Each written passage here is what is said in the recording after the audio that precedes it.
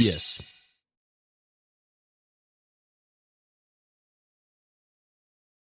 I know there's some of you guys out there, a very select few of you guys, that actually have no idea what Emperor does, or maybe still doesn't know if they should summon or not, or if the banner's good enough, whatever the case may be. So, I'll talk about it just for y'all. Dark Mars X. What's the deal about this guy? His true art will deal more damage based on how low the enemy's HP is, all the way up to 150%. And he also will buff up his true art's crit rate by 100% HP. And that's kind of like the main thing for him. The only thing that he can do that's kind of unique to him is that with his art, he's able to lower crit res, which allows your team to crit, you know, gives your team 100% crit rate pretty much. Next is the boy Rags. Now Rags unfortunately just doesn't really have anything going for him. He has a passive where the lower HP he is, I think he gets more attack and damage if I'm not mistaken, which is nice, but it's not anything massive, especially to nowadays standards. On top of this as well, he doesn't really have anything to like support his team. He's straight DPS, and unfortunately he just got a bad case of being an attacker that got power creeps. His modifiers are kind of low nowadays, and the only reason why you would use him is if you really didn't have anybody else, and if you wanted to utilize all of his slots, because he does have all 5-star slots. Apart from that, unfortunately, my boy Rags really isn't great. Next is the boy Mars X, and Mars X, I mean, even though I did make that video back in the day of creating a super soldier, and I got him around to like 55,000 HP, he's a fun unit to mess around with, but definitely not anything wild. You can stack HP if you use his true art over and over, and I think also if you use his art, you stack attack up, which is nice, but nothing out of the ordinary, and I really wish that we would get new versions of these guys, because I feel like some of these are really cool, like Rags, Mars X, Dark Mars X even. I would love for them to get like reawoken or like buffed or super or something like that,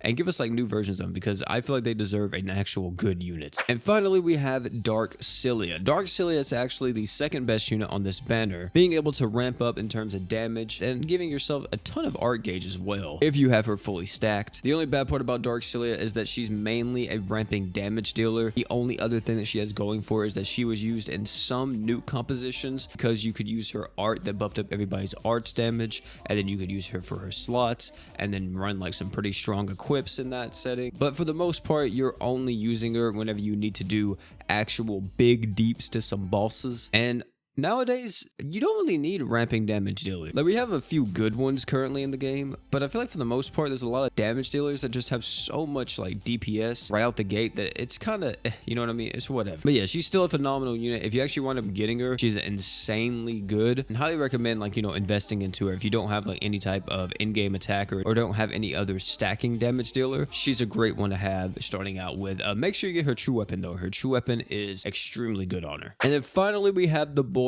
Emperor, the main man himself, Emperor of Islet. So what's the deal with this guy, right? He has a lot of stuff going for him in terms of his kit, in terms of the way how his true weapon works, in terms of the way how all this other stuff works, and yeah, let's just talk about it all right here. First and foremost, this man's a light human. This is very important because he becomes the king of the light meta for the most part. He has all 5-star slots, being a 5-star magic, 5-star physical, and a 5-star support. As for his entire kit, you're expecting some pretty broken stuff here. We got 50 art gauge on the skill as long as he's not afflicted by a stats ailment. With his art, he's able to buff up all stats and reduce enemies' physical resist. With his true art, he's able to sacrifice his own HP by 10%, and this will buff up everybody's art gauge by 6 per second, and additional effects occur based on which sword the Emperor is currently wielding. Oh, and by the way, this is actually Type B Archgen as well on the true art. His abilities are correspondent to the sword that he is wielding and the position that he is in the party. So if you have him in the first slot, which is all the way on the left, he will wield Skylight. If he is wielding Skylight, what happens is that he buffs up everybody's accuracy by 30%, and he will increase his damage against gods by 150%. If he is in the second slot,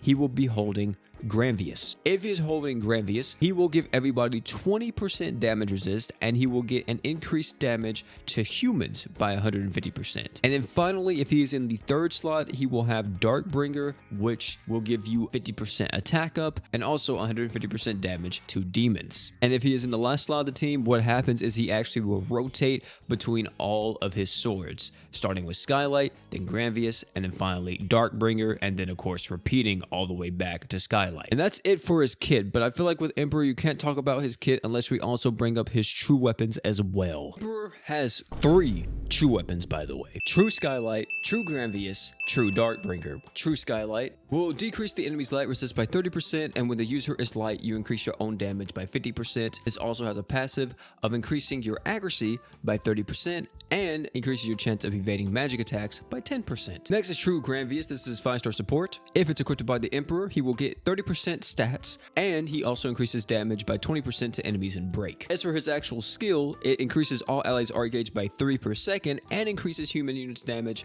by 35%, 35-second cooldown, and also this lasts for 10 seconds. To be honest, if you don't have an AoE Archgen item and you really need one, this is actually a really good one to pick up. And then finally is True Darkbringer. When equipped by Emperor, you will increase your damage by 30% and you increase your chance of evading physical attacks by 10%, but its skill is that you decrease enemies' light resist by 40%, and if the user is light, you increase your own attack by 40% as well. But now, since we got all that out the way, that is the entirety of Emperor's kit. Let me get a few misconceptions out of the way too though. One of them is that Emperor needs all 3 true weapons in order to effectively function as a unit. That is incorrect. Does it help him? Absolutely. But he does not need all 3. Some people say he only needs 2, but I'll even cut you some slack and say he really only needs 1 of them. And the main one to me is being Granvius or Darkbringer. You can pick between one of them, or you can go for both of them if you want to, and they would work just fine. One thing that I also see is that some people assume that Emperor is only used for his attack buff, which I don't know what people are thinking with that. Emperor does give a 50% attack buff, and he also has 150% damage to whatever he's fighting, if he's fighting a demon, human, or god, which is the majority of the characters in the game. Even when he's not effective against them, he still does insane damage and can be utilized due to the buffs that he gives on his team. Now, that's kind of it. Apart from that, Emperor's literally insane. Over the top, extremely strong, a good assortment of buffs, amazing Archgen, solid damage ups, and the only thing you need to do is throw him on a team and watch him go. So, we finally make it to the end. Should you sub? Stay before in this video? Yes. Well, another thing that people may be asking me is that, is this banner worth it to go all in on?